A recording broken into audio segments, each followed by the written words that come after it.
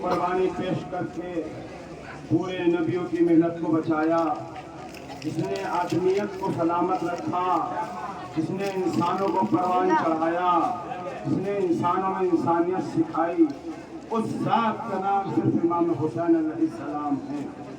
غور کریں، متوجہ ہوں اس طرف کہ اللہ ارشاد فرما رہا ہے کہ میرے نزدیک کوئی اگر دین ہے تو وہ دین اسلام ہے، معتبر کتاب ہے قرآن کریم۔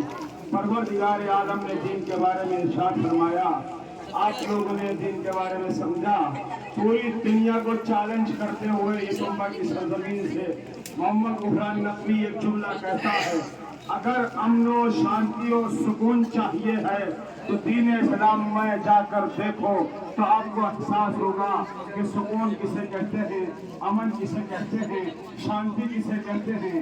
یہی وجہ ہے کہ جب 10 محرم آتی ہے تو اگر ہماری میٹنگیں ہوں تھانوں پر، ہماری میٹنگ ہو ڈی ایم آفس میں، ہماری میٹنگ ہو ایس پی صاحب کے ہاں، تو وہ یہی کہتے ہوئے نظر آتے ہیں کہ ہمیں اس قوم سے بالکل بھی پریشانی نہیں ہے جس کے دیوتا حسین ہیں، جس کے مولا حسین ہیں، جس کے مالک حسین ہیں۔ یہ صرف ہم نہیں کہتے، آئیے لکھنؤ کی سرزمین سے جب بابا بجرنگ سوامی تھوانئی نے کہا تھا کہ میں ہندو ضرور ہوں لیکن میں نے انسانیت اگر سیکھی ہے تو حسین سے سیکھی ہے، اس لیے کہ حسین صرف مسلمانوں کے نہیں، ہم ہندوؤں کے بھی ہیں۔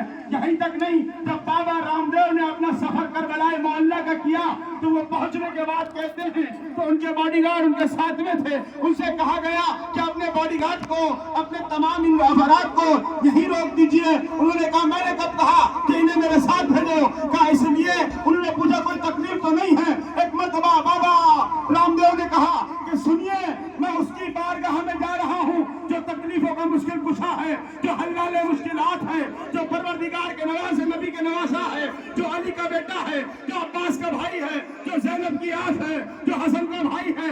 یعنی یہ بات ثابت ہو گئی کہ حسین نے ہم کو جتنا درس دیا ہے تو یہ درس دیا ہے، چاہے ہندو ہو، عیسائی ہو، سکھ ہو، مسلمان ہو، شیعہ ہو، بریلوی ہو، کوئی بھی مسلک کا آدمی ہو، جس میں انسانیت ہوگی یا جس میں آدمیت ہوگی وہ کسی کو مانے نہ مانے لیکن حسین کو ضرور مانتا ہوگا۔ لبیک یا حسین، لبیک یا حسین، لبیک یا حسین، لبیک یا حسین، لبیک یا حسین، لبیک یا حسین۔ نعرہ کہ میرے سامنے جتنے بھی مومنین کھڑے ہوئے ہیں اس میں کچھ ایسے بھی جو پرشاسن کی طرف سے آئے ہیں، میں ان سے یہ سوال کرنا چاہتا ہوں کہ کسی چیز کا نام ضمیر ہے۔ مولانا وفا صاحب نے ایک جمعے کے خطبے میں یہ تقریر کری تھی اور میں نے بھی یہ سوچا تھا کہ 10 محرم کے موقع پر میں اس اسٹیج سے یہ بھی بتاؤں گا ضمیر کہتے کسے۔ گرو نانک نے اپنے گرو شاگرد سے کہا کہ بیٹا یہ بتاؤ کہ تم مسلمانوں کے دیوتا حسین کو مانتے ہو؟ انہوں نے کہا ایسی کیسی بات کرتے ہیں، وہ مسلمانوں کے رہبر ہیں، ہم سے کیا مطلب ان کا؟ تو انہوں نے کہا میں تمہیں حکم دیتا ہوں کہ جاؤ اپنی بہن سے بیاہ کر لو، یعنی شادی کر لو۔ انہوں نے کہا عجیب بات ہے، آپ شادی کرنے کے لیے بہن سے کہتے ہیں، کیا آپ کا دماغ خراب تو نہیں ہو گیا؟ آپ کا دماغ تو نہیں چل گیا؟ کیا کوئی اپنی بہن سے شادی کرتا ہے؟ کہا کیوں؟ کہا ہمارا ضمیر گوارا نہیں دیتا، ہماری غیرت گوارا نہیں کرتی، ہماری حیا نہیں کرتی کہ ہم اپنی بہن سے شادی کریں۔ تو گرو نانک مسکرائے اور ایک جملہ کہا، جس کو تو غیرت کہہ رہا ہے، جس کو تو حیا کہہ رہا ہے، جس کو تو ضمیر کہہ رہا ہے، اسی چیز کا نام حسین علیہ السلام ہے۔ عزیزان گرامی متوجہ رہیے، یہ حسین ہے، ذات حسین کو سمجھیے۔ پوری دنیا میں آج حسین کا جلوس اٹھایا جاتا ہے۔ ہماری اہل مسلمانوں کی مائیں بہنیں تابوت کی زیارت کرتی ہیں، اہل حنود بھائی لوگ جا کے جناب عباس کو بابا مان کر ان کی آرتی اتارتی ہیں، نہ جانے کیسے کیسے استقبال کرتے ہیں۔ کوئی کھانا دلانا چاہتا ہے، کوئی اپنا کھانا پہنچانا چاہتا ہے، کوئی دانا پہنچانا چاہتا ہے۔ میں نے ایک مرتبہ مدھیہ پردیش میں ایک شخص تھا جس کا نام تھا گورو، اس نے جب اپنے چنے جلجنا کے آگے کیے تو میں نے اس سے پوچھا بھائی یہ لگا تو جانور کو کیوں کھلا رہا ہے؟ کہا عجیب بات کرتے ہیں، آپ کو نہیں پتا کہ جس کے جانور کو میں کھانا کھلانے لایا ہوں اس کے امام کو 3 دن کا بھوکا پیاسا کربلا کی سرزمین پہ قتل کر دیا گیا۔ میں نے اس سے طلب کے پوچھا وہ قتل کرنے والا کون تھا؟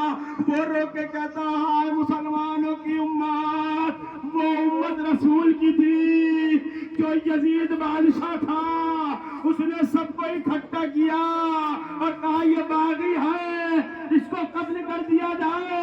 ارے میرے بابا حسین کو مسلمانوں نے ستم یہ کیا کہ اپنے خنجر کو دھار دھار بھی نہ کیا، بلکہ ایک پتھر پہ کچھ کر لیا، اس کی دھار ختم کر دی، پسے پشت سے حسین کے گل اور تن سر اور جسم میں جدائی پیدا کر دی۔ جب وہ زیادہ رونے لگا، میں نے کہا بھائی بیٹھ جا، میں تجھے سناتا ہوں۔ ایک مرتبہ اس نے کہا کہ حسین کی شہادت سنا دیجئے۔ میں نے شروع کی، حسین کی شہادت تو سن نہ پائے گا۔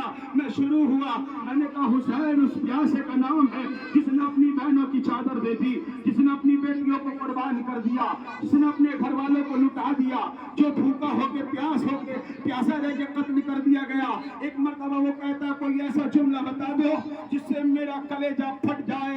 میں نے کہا بھائی یہ بتا، تیرے گھر میں تیرے ابا جان زندہ ہے؟ وہ کہتا ہے ہاں زندہ ہے۔ میں نے کہا کوئی تیرا بیمار بھائی بھی ہے؟ کہا ہاں بیمار بھائی بھی ہے۔ میں نے کہا یہ بتا کوئی تجھے قتل کر دے، تیرے باپ کو مار دے، تیرا بیمار بھائی موجود ہو تو اس سے پوچھنا، ارے اس کے دل پر کیا گزرے گی۔ ایک مرتبہ تڑپ کے وہ کہتا ہے جب بیمار ہوگا تو بھگوان سے دعا کرے گا مجھے صحت دے دے، میں اپنے بھائی اور باپ کا بدلہ لے لوں۔ سارے کربلا کا سجاد، ظالموں کے گھوڑے، حسین کا لاشا، مقتل کی زمین، زہرا کی آہ بکا، اور ایک ہی نعرہ واہ حسینہ۔